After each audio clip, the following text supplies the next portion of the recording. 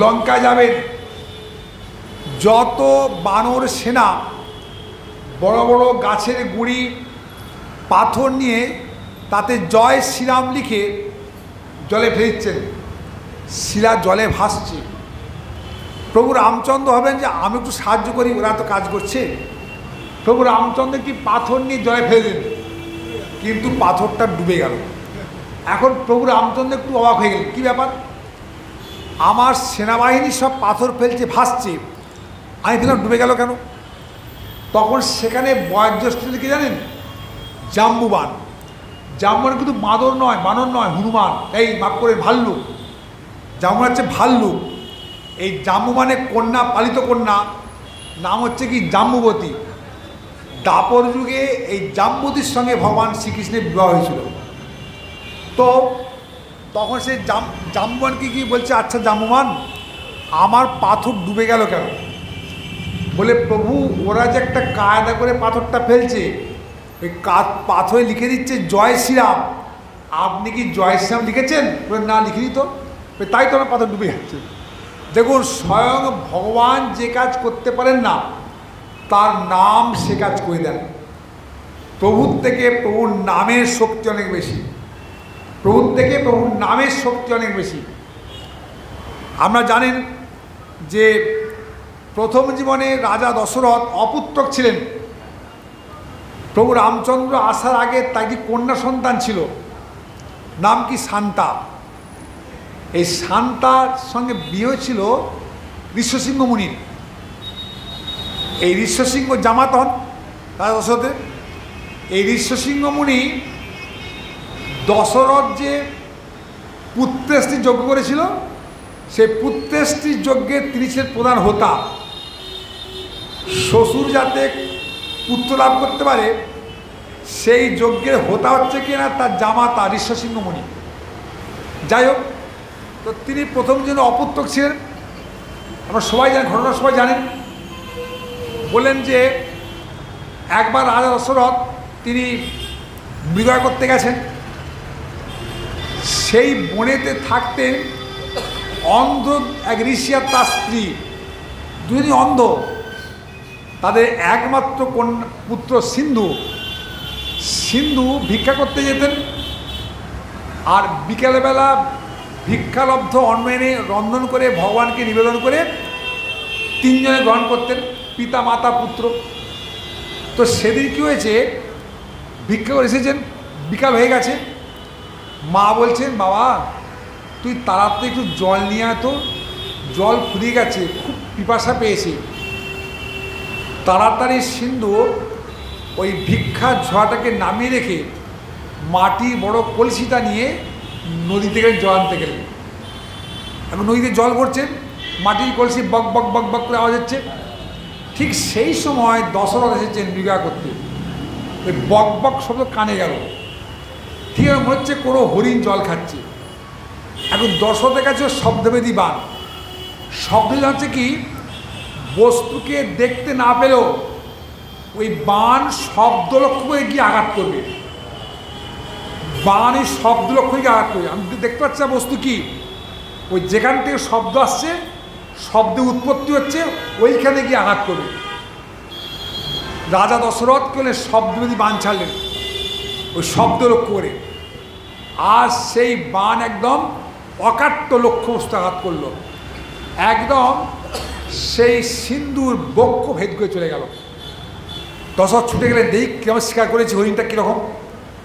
গিয়ে দিলেন, হায় হায়, আমি একই আজ অন্যায় করলাম, এক ঋষি কুমারকে হত্যা করেছি।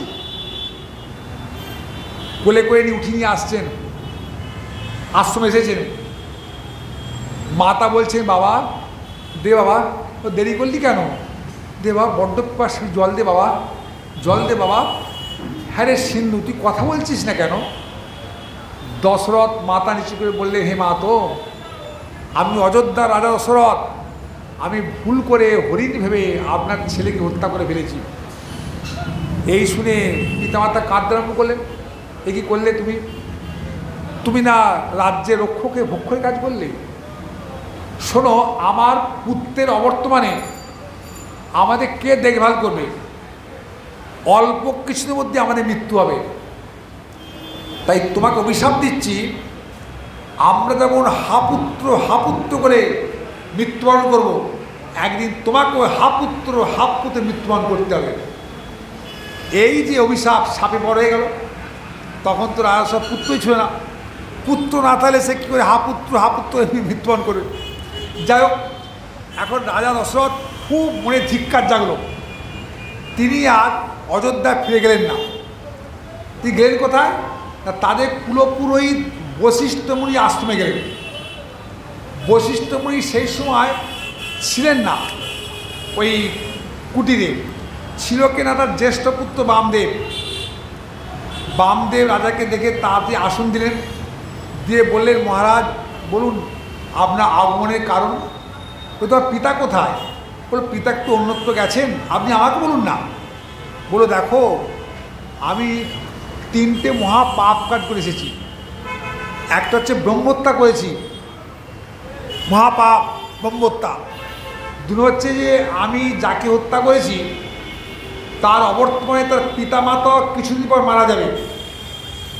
3 নম্বর হচ্ছে আমি রাজ্যের শাসক, রাজা, আমার কর্তব্য আমার রাজ্যের সমস্ত প্রজাবৃন্দ এবং সাধু ঋষিমুনি যাতে নির্ভয়ে নিশ্চিন্তে তপস্যা করতে পারে, বসবাস করতে পারে।